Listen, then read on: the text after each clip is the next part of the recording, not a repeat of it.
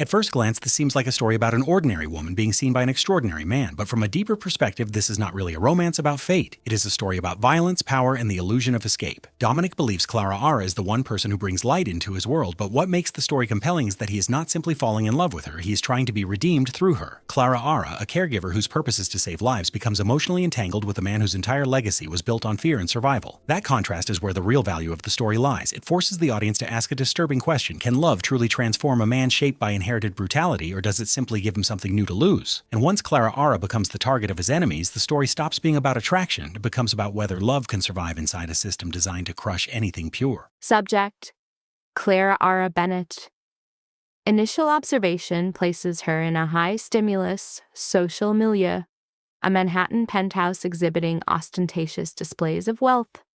For 45 minutes, she has remained static, a textbook case of social disengagement, clutching a glass as a self-soothing mechanism while observing social dynamics from a position of perceived inadequacy. Antecedent events trace back 3 weeks to an anonymous invitation, a classic catalyst designed to intrigue and disarm. The subject, a nursing student engaged in low-wage work, exhibits significant socioeconomic disparity with the event's attendees. This juxtaposition is engineered to heighten feelings of vulnerability and displacement.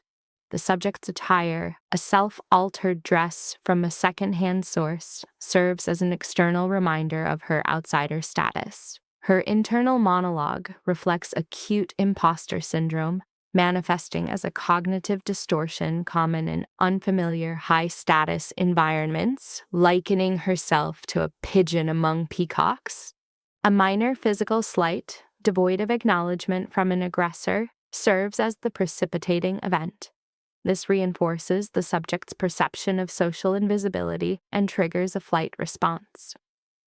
Her decision to exit is a standard defense mechanism against further psychological distress.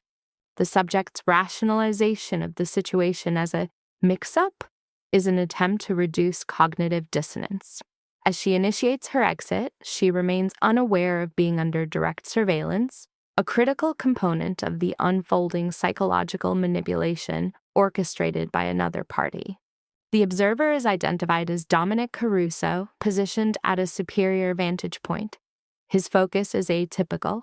He is not drawn to her physical aesthetics, but to her behavioral authenticity. In a setting saturated with performative social interaction, her lack of artifice marks her as a unique target. For approximately 1 hour, Caruso conducted a behavioral analysis, noting her isolation and subtle displays of emotional distress. He correctly interprets her posture upon exit as defiance, not defeat. His decision to intercept her represents a significant deviation from his established pattern of strategic inaction. His established modus operandi, rooted in calculation, is momentarily abandoned. He intercepts the subject just before her egress, and his vocalization, "leaving so soon," functions as an assertion of control.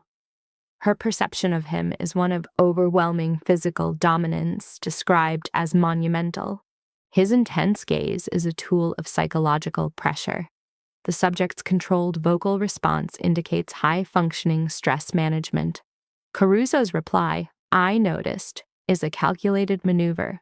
It validates her feeling of being overlooked while simultaneously establishing his omniscience, thereby disarming her.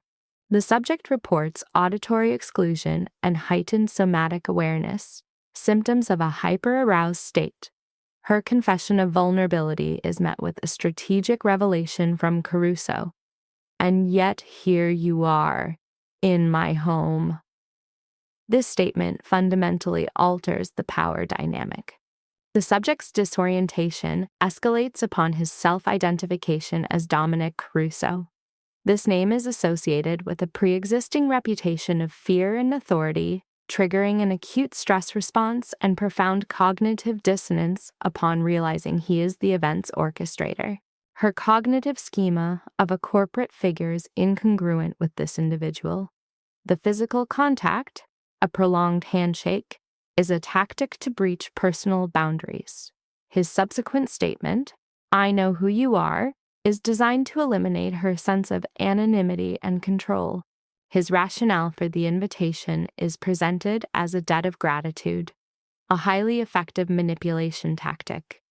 He reframes his surveillance as a response to her past actions. The statement, "You're the woman who saved my mother's life," recasts him from aggressor to grateful son. The subject exhibits confusion, indicating a dissociation from the past event. Caruso provides specific details of the incident at Bellevue Hospital to trigger her memory recall. This display of detailed knowledge reinforces his position of power and control over the narrative. The subject correctly identifies the patient as Mrs. Romano. Caruso confirms this and employs the term, "her angel in blue," a phrase loaded with idealization. This is a primary component of narcissistic grooming, positioning the target as uniquely pure and virtuous. Her response, "I was just doing my job," reflects a reality-based self-assessment. Caruso immediately refutes this with absolutist language, replacing her perception of the event with his more grandiose, emotionally charged narrative, effectively a form of gaslighting. Caruso frames the event as an offering to her, then feigns disappointment with the very environment he created, thereby aligning his perspective with hers. This is a classic triangulation tactic, isolating the subject by creating a shared enemy. He vocalizes contempt for the other guests, classifying them as shallow. This devaluation of others serves to inflate the subject's perceived specialness. Her emotional response is warmth, not offense, indicating the successful formation of a preliminary trauma bond. His directive, "Stay," is delivered as a vulnerable request, a sophisticated manipulation for an individual accustomed to projecting power. The stated reason, to know the person, appeals to her need for validation. This juncture represents the moment the subject willingly cedes agency. The subject remains entirely unaware of Caruso's true identity as a high-level figure in organized crime. Her decision to stay initiates her entry into a psychologically coercive environment, prime conditions for the development of traumatic bonding, or Stockholm Syndrome. The subject's negotiation for 1 hour is a futile attempt to maintain a semblance of control. Caruso's visible satisfaction confirms the success of his approach. The act of escorting her to a private domain is symbolic of her isolation into his sphere of influence. His private quarters are meticulously curated to project an image of domesticity, directly contrasting the event's artifice. The strategic placement of family photographs serves to construct a persona of a normative, family-oriented man, thereby disarming the subject further. He identifies a photograph of his niece, Isabella, and uses her as a justification for his actions. This is a common tactic to evoke empathy and construct a narrative of noble motivation, masking the pathological underpinnings of his behavior. His claim of abstinence from alcohol is a potential indicator of a high need for control. The incidental physical contact during their exchange is a calculated intimacy-building gesture designed to elicit a somatic response from the subject. Caruso prompts the subject for personal disclosure. She responds by revealing a significant history of trauma, including parental loss and socioeconomic hardship. This disclosure provides him with critical data regarding her psychological vulnerabilities for future leverage. Throughout her disclosure, Caruso maintains intense focus. This behavior, often mistaken for empathy, is more clinically aligned with the predatory data gathering of a sophisticated manipulator, assessing her history for points of leverage. He diagnoses her experience as real pain and reframes her survival instinct as grace. This recontextualization is a powerful form of psychological validation. By defining her struggle as a virtue, he positions himself as the only one who truly understands her. A moment of perceived connection rooted in shared trauma is established. When prompted for his own history, Caruso provides a deliberately ambiguous response. His claim of a complicated answer is a tactic to enhance his mystique and control the narrative. His narrative is a textbook example of narcissistic self-justification. He frames his life as an inherited burden and his criminal actions as necessary sacrifices. This constructs a victim-hero identity designed to elicit pity and admiration from the subject. The subject astutely identifies his core emotional state, loneliness. Caruso's feigned surprise validates her perception, reinforcing the idea of her unique insight. The reported temporal distortion is indicative of an intense, hypnotic-like state of engagement. An external stimulus disrupts the interaction. The subject's expressed intention to leave is met with performative reluctance from Caruso. His insistence on providing transport is a final assertion of control, extending his influence beyond their immediate proximity. The subject, Luca, acquiesced following a brief period of internal conflict. This acceptance of a potentially high-risk social offering is consistent with individuals conditioned by prolonged deprivation. The perpetrator, Vittorio, then guided her to a controlled environment, employing gestures of non-contact intimacy. His feigned hesitation was followed by a statement of intent, not a request. "I need to see you again, Luca Bennett." His justification was a classic narcissistic appeal, framing himself as a victim of his own status to forge an immediate, false intimacy. Subject Luca exhibited a significant physiological stress response, specifically tachycardia. Her internal alarms, or intuitive threat assessments, were in direct conflict with the perpetrator's grooming tactics, indicating the onset of severe cognitive dissonance. However, a competing internal narrative, which romanticized risk as an antidote to her perceived stagnation, overrode her self-preservation instincts. She provided her location and hours of employment, ceding critical tactical information. Vittorio's subsequent smile signaled the successful acquisition of narcissistic supply. "I'll see you Tuesday, Luca," he stated, a confirmation of his control. Subject reports observing his inscrutable expression as she was removed from his presence. The journey that followed was marked by a dissociative state, with the subject reporting cognitive racing and emotional haze, symptoms consistent with the psychologically overwhelming encounter. The subject's cognitive reframing of the event is notable. She perceived a status elevation from anonymity to being the focus of a high-power individual. This perceived gain, which she labeled a chance, is the primary emotional hook in the formation of a trauma bond. Examination of such cases is the core of this analysis. These narratives are often pathologized by the subject as fate, a cognitive bias that rationalizes high-risk attachments. If this case study of Luca's developing syndrome is of interest, further analysis will follow. The subject's recollection of the subsequent Tuesday includes specific atmospheric details, likely romanticized in hindsight, to align with the perceived significance of the event. In the intervening period, Luca experienced obsessive rumination and episodes of derealization, replaying the interaction to the point of subjective unreality. Her preemptive conclusion that Vittorio would not appear represents a defense mechanism designed to mitigate the anticipated pain of rejection and abandonment. Her rationalizations centered on socioeconomic impossibilities, an attempt to restore a predictable worldview. The subject then engaged in compulsive automated work behaviors, a common strategy to suppress profound emotional dysregulation. Her reliance on workplace acquaintances as a surrogate family highlights a vulnerability in her attachment system. The subject's emotional state cycled from anxious anticipation to resigned acceptance.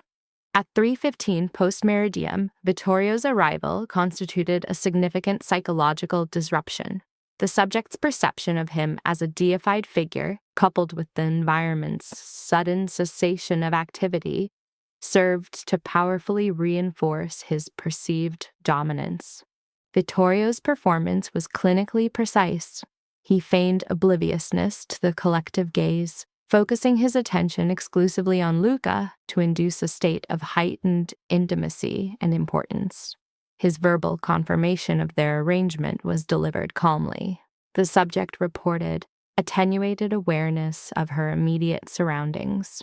The ambient silence underscored the power dynamic. Subject expressed her disbelief, which Vittorio countered with a statement designed to build trust.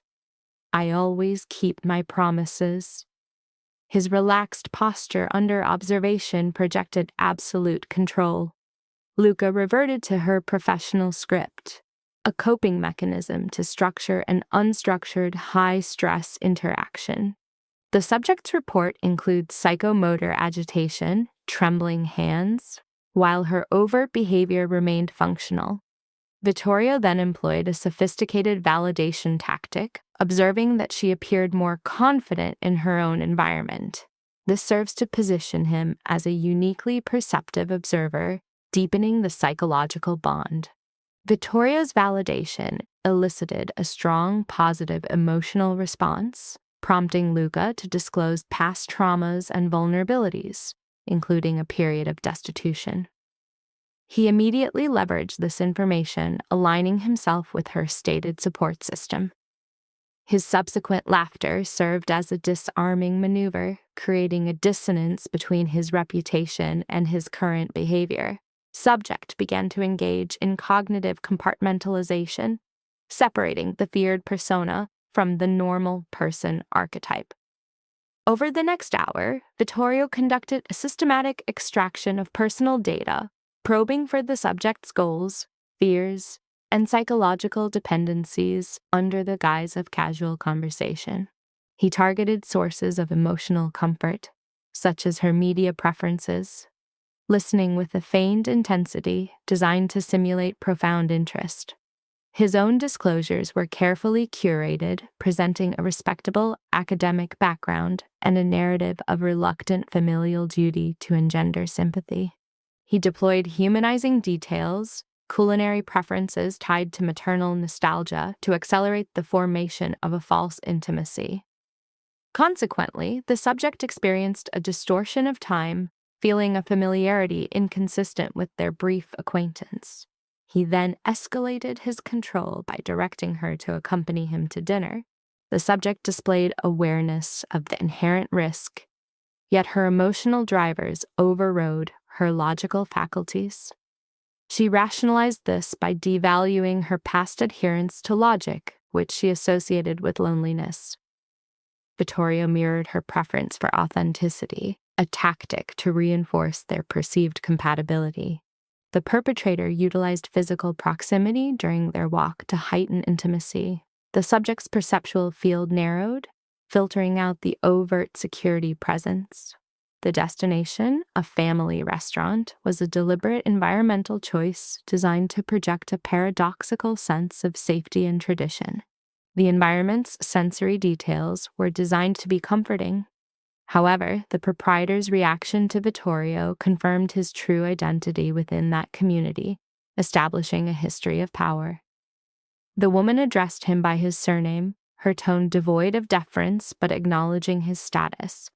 Vittorio skillfully neutralized a potential threat by invoking his father and complimenting the proprietor's cuisine, demonstrating advanced social manipulation.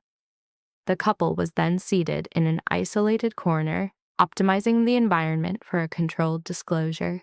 Luca's perception of him was altered by this display of nuanced power. The subject began to synthesize previously ignored data points, moving toward an unavoidable conclusion about his identity. Vittorio offered a partial confession, cloaked in feigned remorse. "Things I am not proud to talk about." This tactic is designed to pique curiosity while casting him as a tragic, burdened figure. He confirmed he was more than a legitimate businessman. In response to her direct query, he constructed a legitimizing narrative of dynastic inheritance, using euphemisms like methods the law tends to frown upon to minimize criminality. He framed his current position as an unavoidable destiny, thereby deflecting personal responsibility. The subject registered extreme physiological stress, yet her focus remained fixed upon him. His description of his operations utilized sanitized corporate terminology. Critically, he introduced the concept of partial legitimacy, offering her a cognitive framework to rationalize her continued association with him. In response to her direct label, crime lord, he strategically reframed his role as head of his family, substituting a criminal designation with one of tradition and duty. He admitted to a violent history but linked it to the title, not his person. The subject's failure to initiate a flight response is clinically significant. Subject exhibited a profound cognitive distortion, interpreting his calculated disclosure as an act of respect. Vittorio then weaponized the concept of honesty, attributing this supposed virtue to a maternal figure to grant his manipulation a moralistic veneer. He presented a false dichotomy, framing her choice to stay or leave as an empowered decision based on the truth. This reverse psychology pressures the subject to remain to prove her strength. A brief interruption provided a moment for cognitive processing, during which the subject used a displacement activity, eating, to manage the acute stress. The subject immediately sought refuge in the exculpatory detail of his partial legitimacy. Vittorio expanded this into a full redemption narrative centered on protecting a juvenile family member. This provided a noble justification for his ongoing criminal activities, a rationalization she could adopt as her own. He tested her tolerance for violence with the vague warning. The subject responded by normalizing his pathology, using her clinical exposure to trauma as a framework for granting him moral ambiguity. Her statement, "Nobody is just one thing," provided him with complete absolution. His subsequent stare was one of assessment, not surprise. Vittorio reinforced her unique status by contrasting her accepting reaction with the typical fear response, a potent narcissistic validation.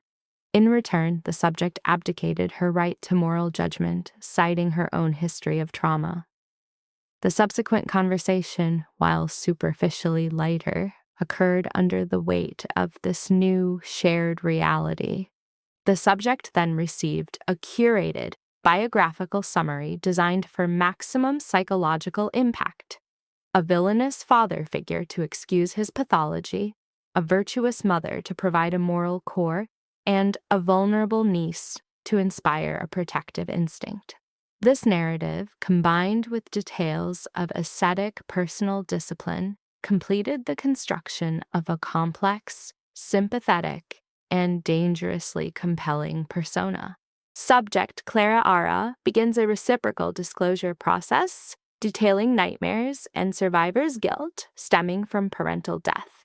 She identifies work as a sublimation mechanism against psychological distress. By the conclusion of the session, environmental indicators suggest a late hour, marked by a darkened sky and cessation of street activity.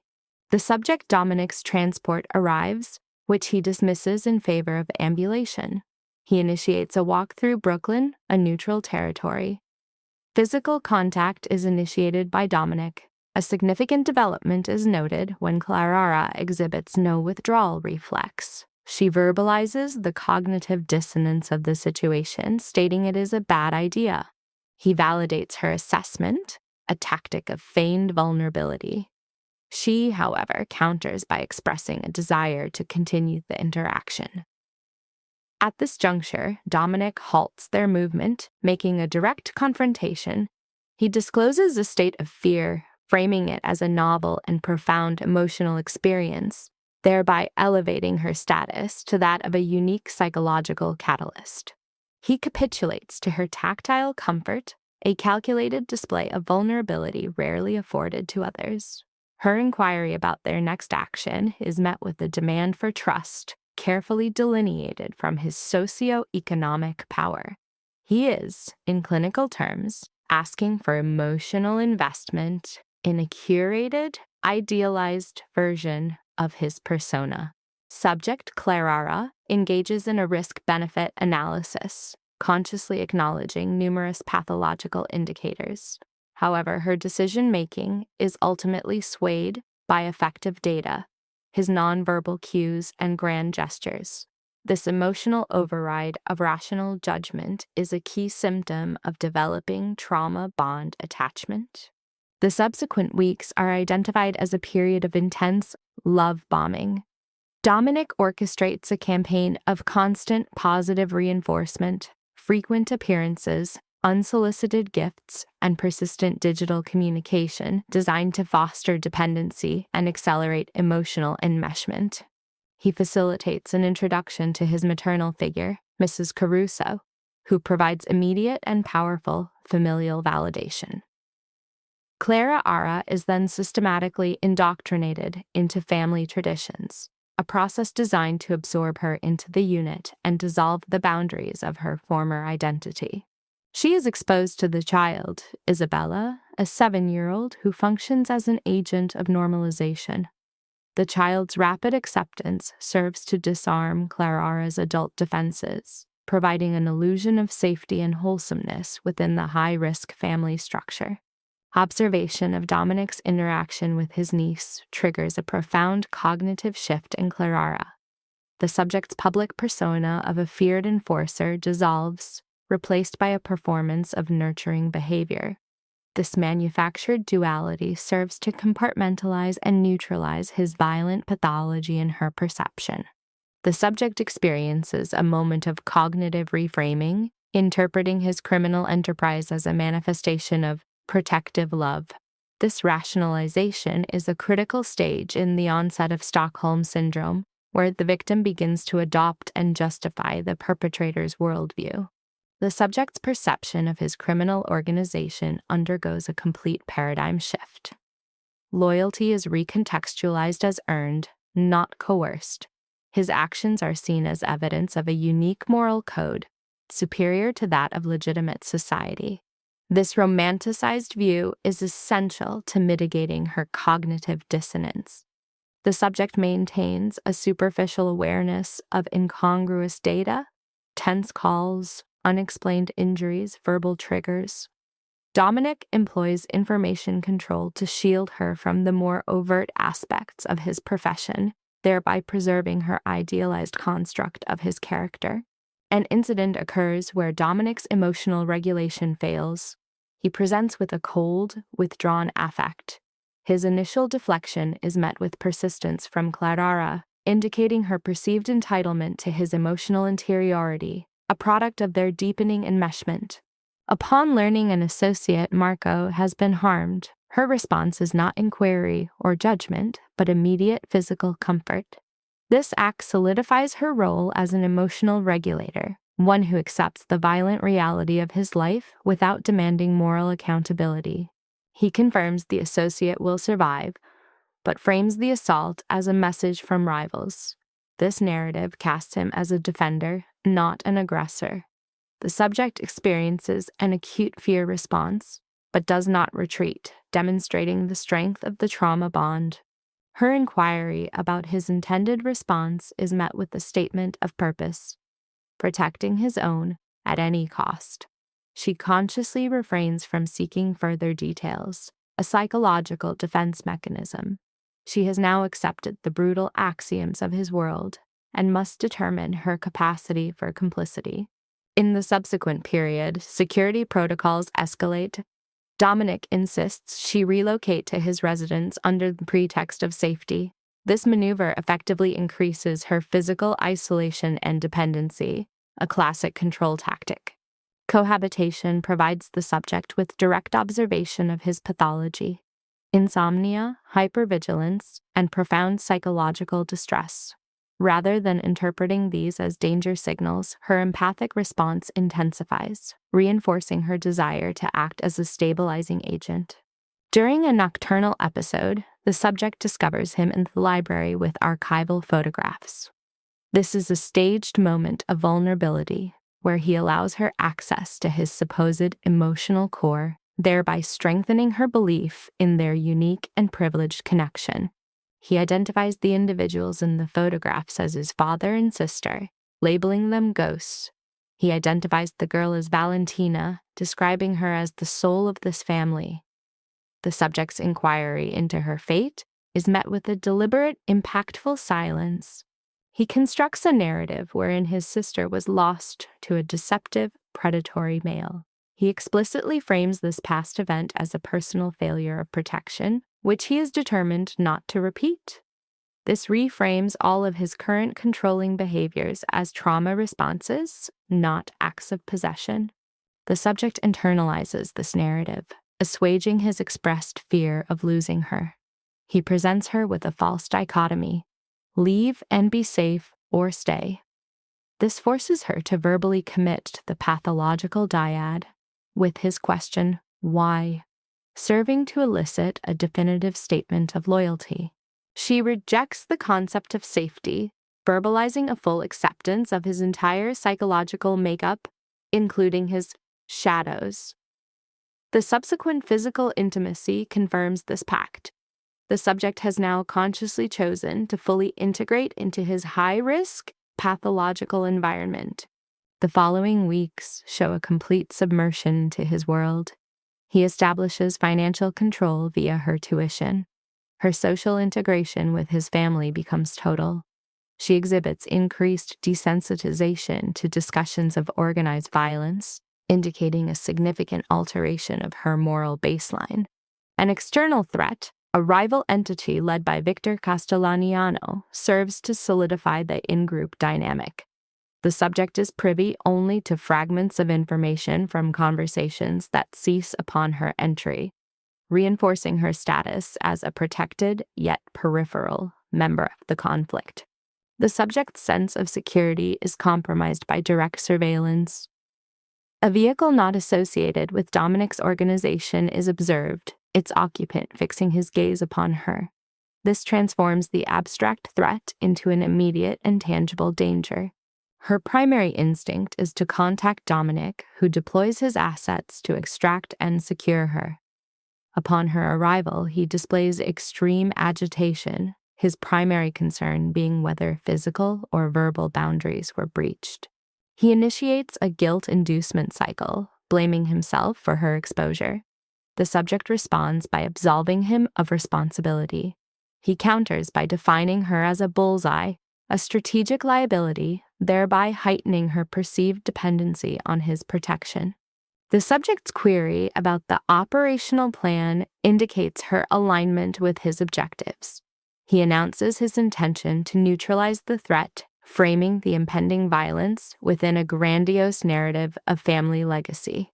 Her physiological fear is present, but cognitively overridden by her acceptance of his brutal code. In a state of pre-dawn contemplation, the subject solidifies her resolve.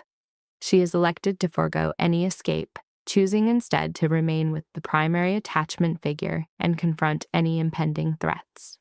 This decision marks the total sublimation of her self-preservation instinct to the dynamics of the trauma bond. The subject's shared delusion is often misinterpreted by observers as a romantic ideal, summarized by the axiom, "True love knows no boundaries." The conflict with the rival organization, headed by Victor Castellaniano, which erupted 3 days later, served as the primary stressor event. The subject, Clara, retains a highly idealized sensory memory of that morning. Specific light qualities, olfactory stimuli, and the juvenile's vocalizations. This fixation on perceived normalcy functions as a psychological defense mechanism, preceding the inevitable disruption she professed to believe was over. An auditory stimulus from his phone triggered an acute stress response in the male subject, noted by extreme vasoconstriction and somatic tension. His catatonic rage was followed by a concise report. Castellaniano just made his play. The initial report detailed 12 casualties and the loss of 3 warehouses. However, the primary psychological assault involved surveillance photographs of Clara identifying her as the male subject's principal vulnerability. This precipitated an acute dissociative state in the female subject. The male subject reframed his vulnerability not as a weakness, but as a catalyst for heightened lethality, a classic manifestation of megalomaniac narcissism.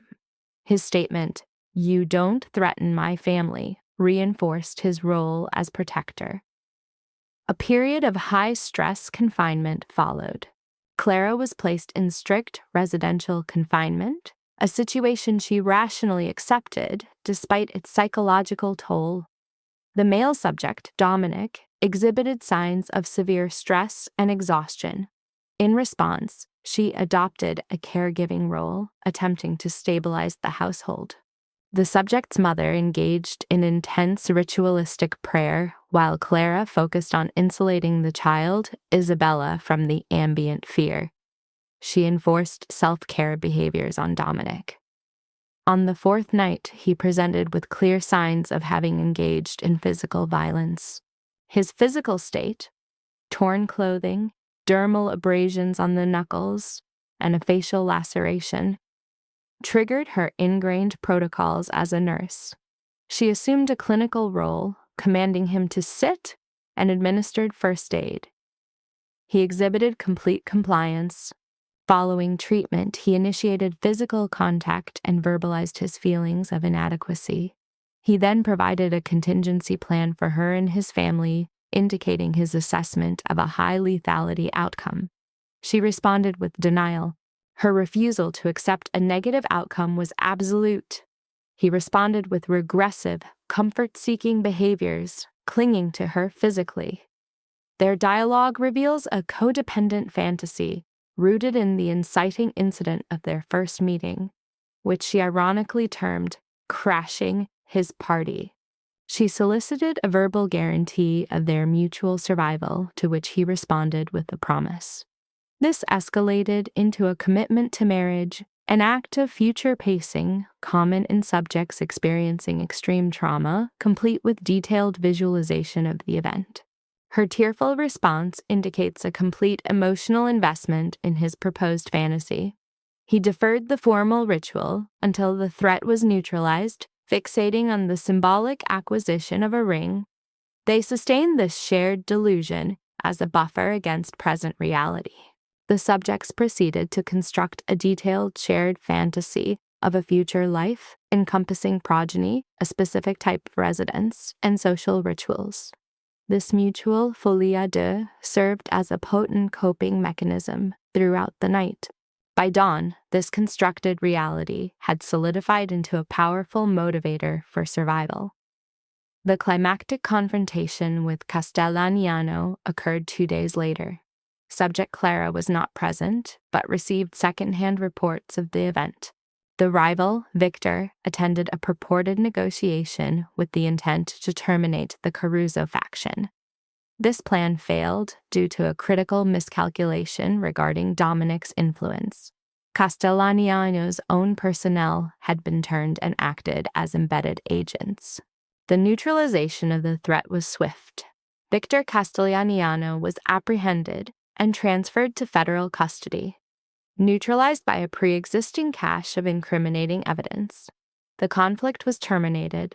Dominic returned exhibiting nonverbal signs of severe psychological trauma.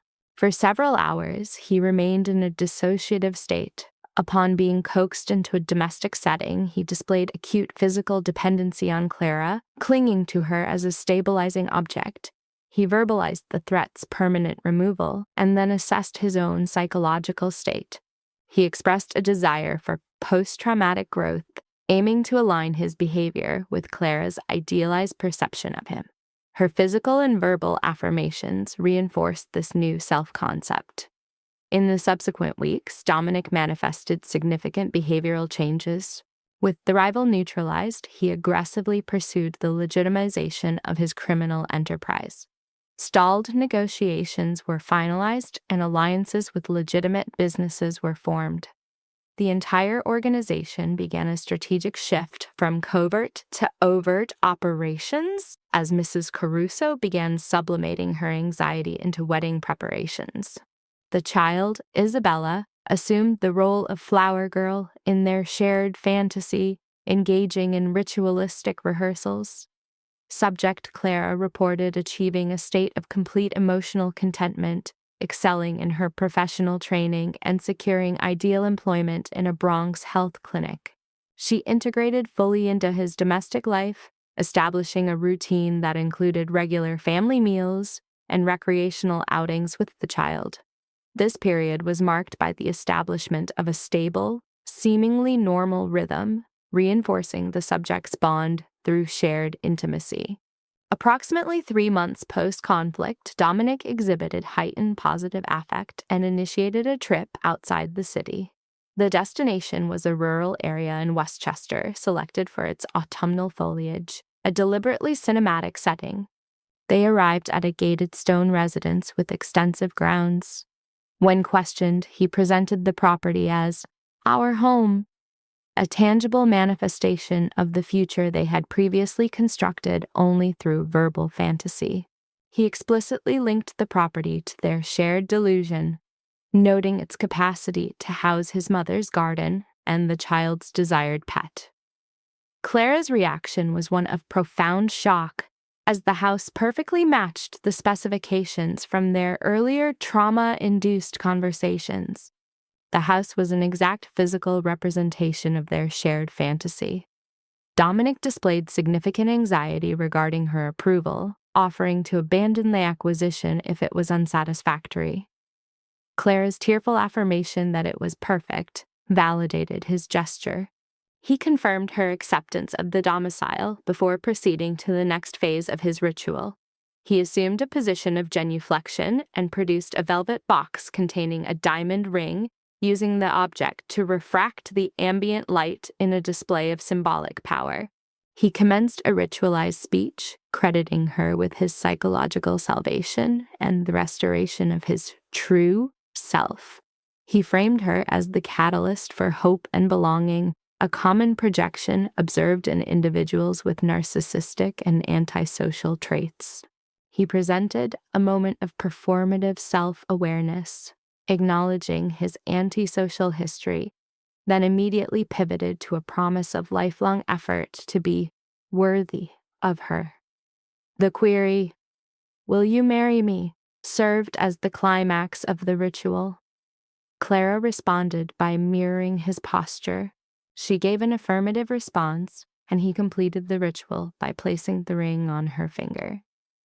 This moment of shared kneeling represented the peak of their folie à deux, an illusion of a positive outcome. Their subsequent May wedding would, in fact, mark the onset of the pathology's terminal phase. The Westchester property served as the backdrop for the wedding ceremony. Clara's self-perception as royalty is noted, as is Dominic's public display of emotion.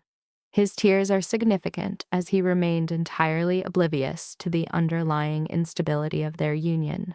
The subject's mother exhibited significant emotional distress, weeping into a handkerchief in the first pew. The juvenile, Isabella, performed her ceremonial duties with a notable ritualistic focus. The ceremony was brief and impactful, featuring self-authored vows, a pact of mutual support, patience, and a shared commitment to a life acknowledging their traumatic histories and subsequent psychological recovery. Upon their legal union, the collective vocalization from the attendees registered at a significant amplitude. Dominic initiated a kiss with Clara, suggesting a peak emotional experience, which she reciprocated with marked intensity. The subsequent reception was a display of substantial family resources, abundant food, auditory stimuli designed to induce dancing, and speeches blending humor with pathos. Clara engaged in social dances with her new spouse, his mother, and the child Isabella, who displayed signs of euphoric excitement. Later, during a period of reduced social stimulation, Clara sought temporary isolation on a terrace, engaging in a moment of quiet cognitive and sensory processing of the day's events. Dominic predictably located her, a demonstration of his characteristic hypervigilance. "Mrs. Caruso," he began, initiating physical contact. "What is the sensation?" "It is analogous to a dream state I fear terminating." "In that case, we will maintain this state." They remained in silent observation of the emerging stars, a period of shared quietude. "I have been contemplating," Dominic stated after a pause, "the subsequent phase. We face numerous subsequent phases for consideration. I propose an accelerated timeline, divestment from all remaining paralegal enterprises within 1 year, not 5. I require complete legitimacy prior to the birth of our first progeny." Clara Ara repositioned herself to face him directly. "Our first progeny? Assuming you do not object to the concept." A subtle smile formed on her lips. "An interesting proposition. It is possible we may need to advance that timeline." Dominic's posture became completely rigid. "Clara, my intention was a more formal disclosure tomorrow, but the information proves difficult to contain." She guided his hand to her abdomen. "You are to become a father." For a significant interval, Dominic remained motionless, a statue. His facial composure then broke, and he initiated an intense, compressive hug. "Is this confirmed?" "Confirmation was received yesterday. Approximately 8 weeks gestation." He withdrew, his eyes exhibiting lacrimation. "A child? Our child?" "Our child." He produced a loud, unrestrained laugh of joy and rotated her until she experienced vertigo, compelling her to clutch his shoulders. Upon setting her down, his verbal output became rapid. "We must secure premier medical specialists, renovate the nursery, enhance security protocols, and we must inform my mother immediately, as her reaction to delayed knowledge would be extremely negative." "Dominic. And the business timeline must be revised to 6 months. Isabella's reaction will be one of extreme excitement. She has expressed a desire for a sibling since learning of human reproduction, which precipitated a very informative discussion." "Dominic." He ceased his stream of planning and focused on her. "Breathe," she instructed softly. "We possess adequate time, a great deal of time." He exhaled slowly, his expression showing a boyish wonder. "I love you, Clara, beyond all else." "I love you as well." "Now let us inform your mother before her intuition activates and she deduces it." Mrs. Caruso's reaction was a predictable display of emotional chaos. Tears, prayers, and a rapid series of communications to relatives across the eastern seaboard. Isabella's response was even more pronounced, a scream of pure elation, followed by a list of entirely unsuitable names for the infant. The pregnancy progressed in a state of positive, chaotic activity. Clara continued her work at the clinic until the 7th month, ceasing only when Dominic's persistent expressions of anxiety became unmanageable. They completed the Westchester residence, designing a nursery with pale yellow walls and a surplus of stuffed toys, and Dominic adhered to his stated objective. By the time Clara entered her 3rd trimester, the family's final illicit business operations had been liquidated or terminated. For the first time in a century, the Caruso enterprise was fully legitimate. This outcome had seemed entirely improbable at the outset of their relationship, but strong emotional bonds, it appears, can precipitate such unlikely transformations. Their daughter was born on a snowy December morning, with Dominic providing continuous physical support to Clara. The infant was healthy, a small, warm subject with her father's dark hair and her mother's distinct jawline. They named the infant Valentina, a tribute to Dominic's deceased sister. As anticipated, Mrs. Caruso experienced a prolonged episode of emotional catharsis. The arrival of the infant at the Westchester compound was intended to signify the completion of their family unit. Clara, holding her daughter near a window, appeared stunned by her own dramatic life trajectory. A retrospective analysis shows that 18 months prior, she was a socially marginal figure. Her current status is that of a wife and mother, fully integrated into a family system that has invested in her as she has in them. Dominic appeared, having just managed his mother's state. He reported, "She is unconscious, but your mother was prepared for another hour. My mother would hold her indefinitely if permitted." He approached, embracing them both, creating a transient thermal enclosure against the winter cold. He then whispered, "Thank you." "For what?" "For this," he clarified. "This entire life paradigm I had not considered a possibility." Clara leaned into him, sensing his cardiac rhythm. "This was a joint effort," she stated. They remained stationary as snow accumulated and the residents fell silent. Externally, the world persisted with its chaos and distress, but within this psychological construct, their unit existed with the projection of an idealized future. 5 years later, the Westchester residence has transformed into an environment of genuine positive affect. Valentina is the dynamic child, exhibiting her father's intensity and her mother's empathy, and she dominates the family system as Isabella once did. Isabella, now 12, is engaged in typical adolescent social dramas, a source of amusement for the others. Mrs. Caruso has relocated to a guest house, maintaining proximity for familial interaction while preserving her personal space. She has established a garden, which has grown into a vast, multi-sensory environment that provides her considerable psychological satisfaction. Clara established her clinic, but not in the Bronx, selecting another underserved community where she could fulfill a benefactor role.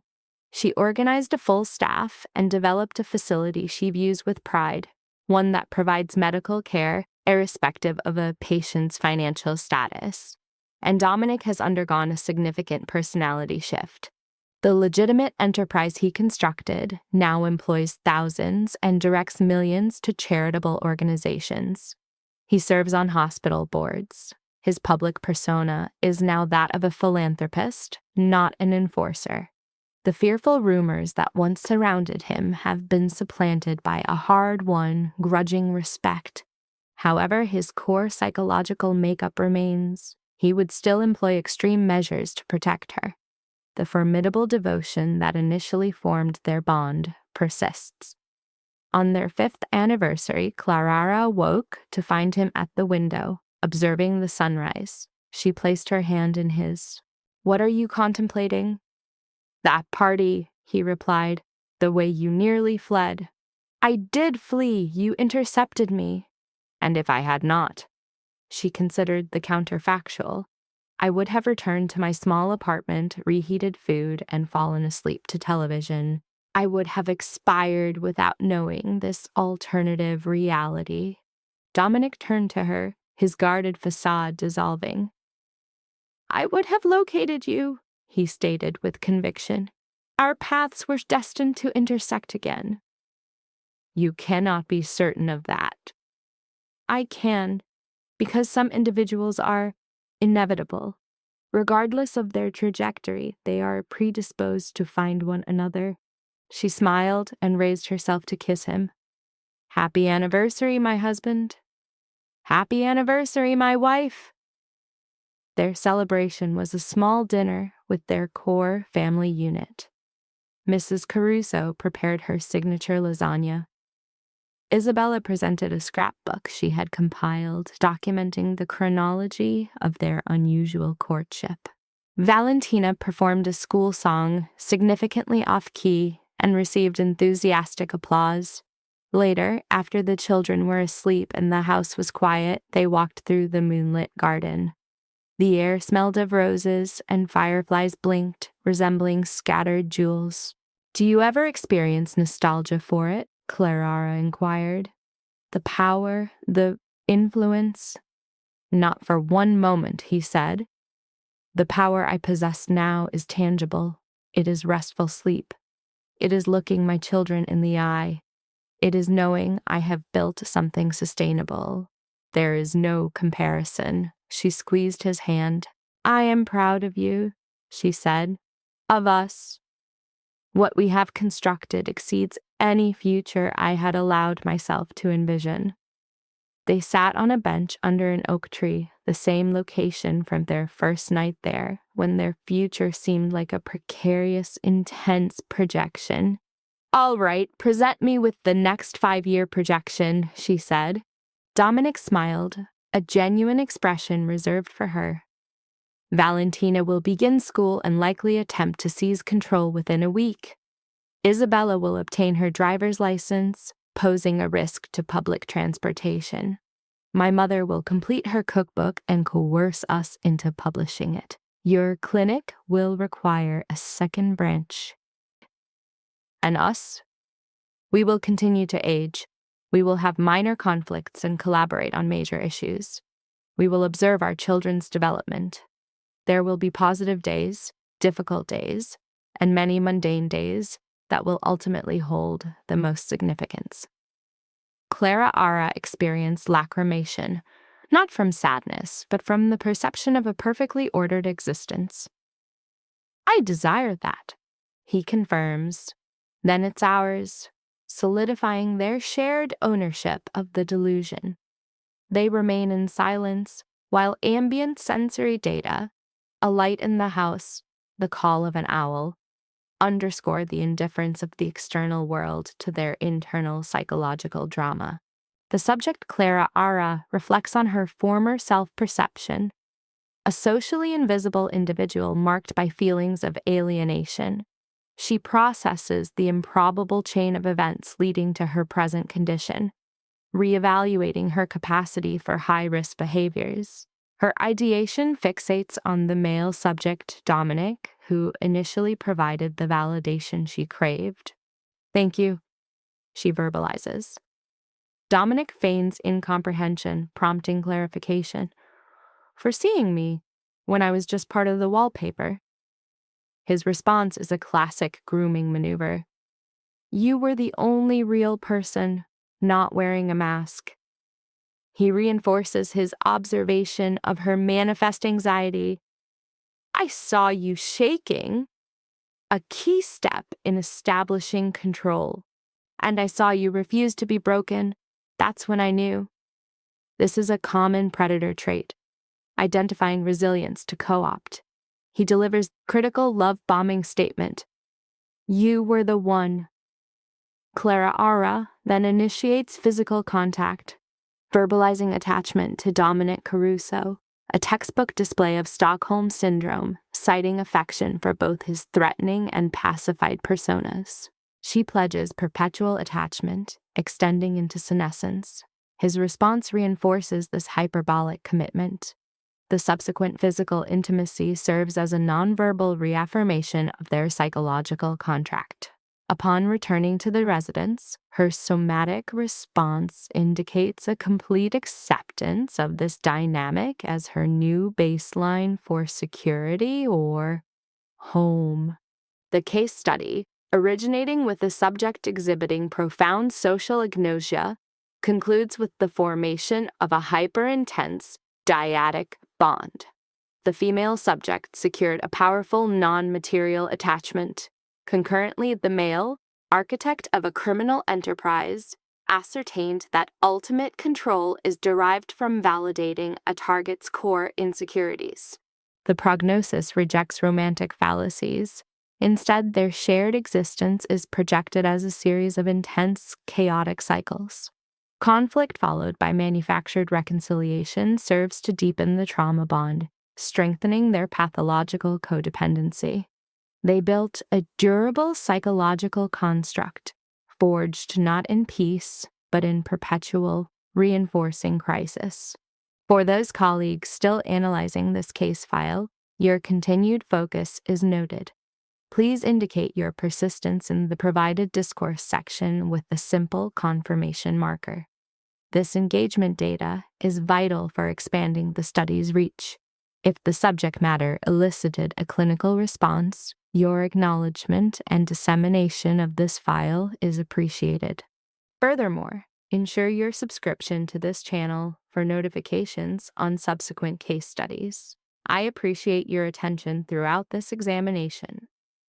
The closing observation is this: the most potent and volatile psychological attachments often form when a subject's fundamental need to be seen is finally and expertly exploited.